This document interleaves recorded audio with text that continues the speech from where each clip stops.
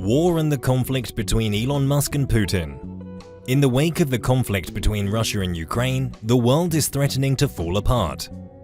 Not everyone is powerless in the face of Russia though, as Elon Musk is very active in the pushback against the aggressors. The Tesla CEO has shared some helpful tips on how the Starlink terminals which he supplied to Ukraine can be protected from potential attacks after announcing some notable upgrades to SpaceX's Starlink internet service. Elon Musk has always been known to be disruptive. You can't keep someone like him quiet for long. He first issued a warning on Twitter, noting that Starlink is the only non-Russian communications infrastructure still operational in portions of Ukraine with this in mind. The chances of Russian military attacking Starlink satellites are significant according to the CEO. It's therefore critical to exercise prudence when using the satellite internet infrastructure. Starlink should only be used when absolutely necessary, according to the SpaceX CEO, and its antenna should be situated as far away from humans as feasible. Musk also said that to avoid visual detection, some camouflage may be placed over the Starlink antenna. When asked if a light layer of spray paint would suffice, Musk said it would, as long as the paint contained no metal particles over the last few days. Ukraine has been able to connect to the internet thanks to Starlink's satellite internet service. Mikhaila, Ukraine's Vice Prime Minister and Minister of Digital Transformation, has praised Starlink since its arrival in the besieged country. Earlier this week, saying that the satellite internet service will save a lot of lives, Musk has promised some upcoming enhancements to Starlink. The satellite internet infrastructure that's effectively one of Ukraine's lifelines at this time of war. First and foremost, the CEO stated that Starlink software is being changed in order to lower the system's peak power consumption with this. The satellite internet system may be powered from a standard automobile cigarette lighter. Musk also mentioned that mobile roaming would be available, allowing Starlink's phased array antenna to maintain its signal while in motion. Many people have praised Musk's donation to Ukraine, though Russian space agency head Dmitry Medvedev had an earful to say about it. Rahelio said in a statement to Russian media that giving Starlink equipment to Ukraine proves Musk is picking a side with the conflict. Musk cheekily responded on Twitter, stating that SpaceX sent over Starlink terminals to Ukraine since the country needed help. Ukraine's internet was experiencing strange outages, perhaps due to bad weather, so SpaceX is helping to fix it. Musk responded on Twitter that we've always known Russia and the US to be rivals on so many grounds, including space travel. That rivalry is part of the inspiration that led Russia's space agency Roscosmos Director-in-Chief Dmitry Rahelio to take several jabs at SpaceX and NASA. A few years ago, however, it's the same person publicly expressing how delighted he'll be if he can get Elon Musk to come to Russia to discuss interplanetary travel over a cup of tea. But what had changed? Why did Russia want Elon Musk to move in so badly? Let's take a look at why Russia wanted Elon Musk on their side, at least before the war kicked off. Tesla CEO Elon Musk once asked Russian President Vladimir Putin on a Saturday back in February 2021 if he wanted to communicate via Clubhouse, a new social media site that connects people through audio chat rather than status updates or direct messages. In the end, it did not work out, but it has raised the interest of Russian aerospace leaders in Elon Musk. Russia's space commander has expressed appreciation for Elon Musk and invited the SpaceX and Tesla CEO to visit him in Russia. In September, Elon Musk realized many of the ideas and thoughts that they wanted to realize, but didn't get to because after the breakup of the Soviet Union, they had a space program halted for some time. Roscosmos Director General Dmitry Rahelio discovered this in an interview with CNN. He wanted Musk to travel to Russia to be a guest of his family, where they could discuss exploring the universe and extraterrestrial life and how we can use space to preserve life on Earth.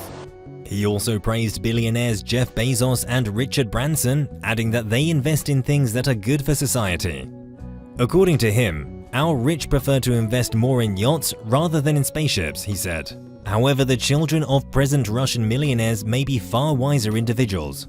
Robertson told CNN the invite was surprising because Roger and Musk were just trading shots not long before that last December. The Roscosmos chief tweeted a photo of Roscosmos staff trekking through a deep snowstorm to collect a piece of Soyuz rocket, a dig at Musk's SpaceX. Roger also tweeted a jab at NASA in 2014 after the US sanctioned him for his role as the Russian Deputy Minister of Defense during the Russian annexation of Crimea. After analyzing the sanctions against our space industry, Robertson tweeted, "I suggest the US delivers its astronauts to the International Space Station using a trampoline." Musk clearly hadn't forgotten Robertson's drive. When he commented last May that the trampoline is working after SpaceX launched its first crewed mission to the ISS, so why did Dmitry Rogerson suddenly want to be friendly with Musk?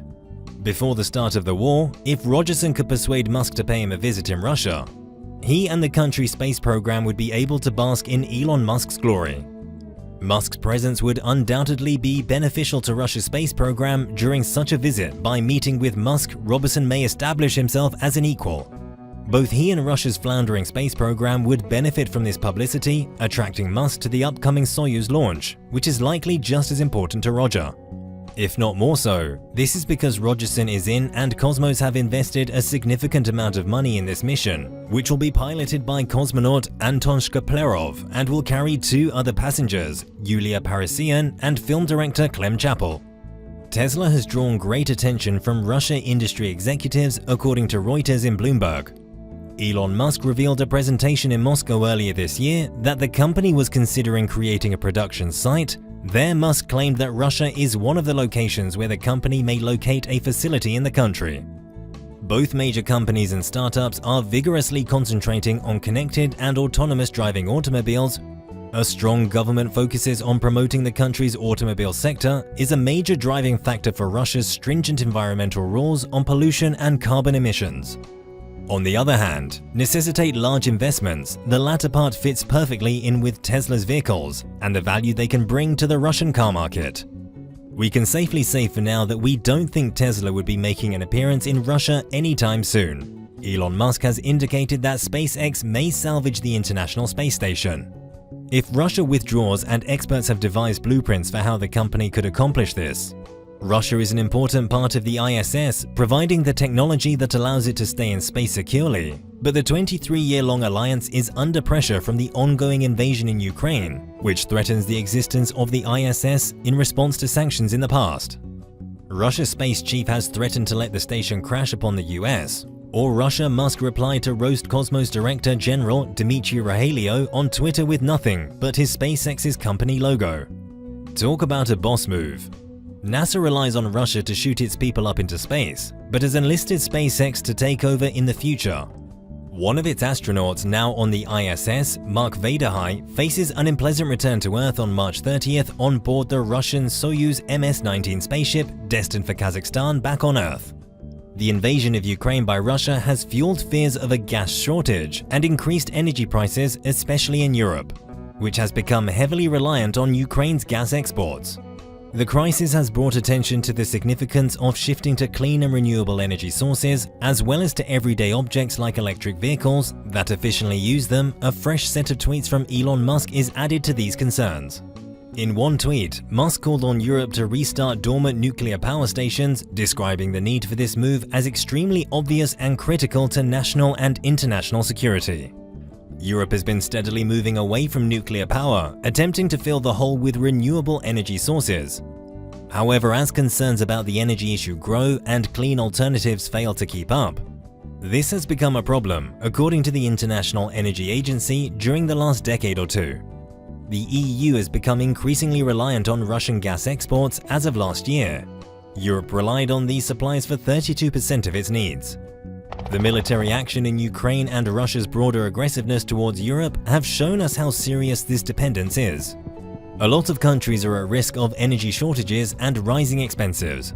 Elon Musk has also called for an increase in the production of fossil fuels. Elon Musk says that more fossil fuel production is needed now, even if it's bad for his electric car company, Tesla Incorporated. Hate to say it, but we need to increase oil and gas output immediately. The billionaire tweeted Saturday at Russia's invasion of Ukraine chokes off fuel supplies and drives up gas prices. Musk hinted that the adoption of electric vehicles and a wider shift to renewable energy couldn't happen quickly enough to protect customers from increased pricing in the short term.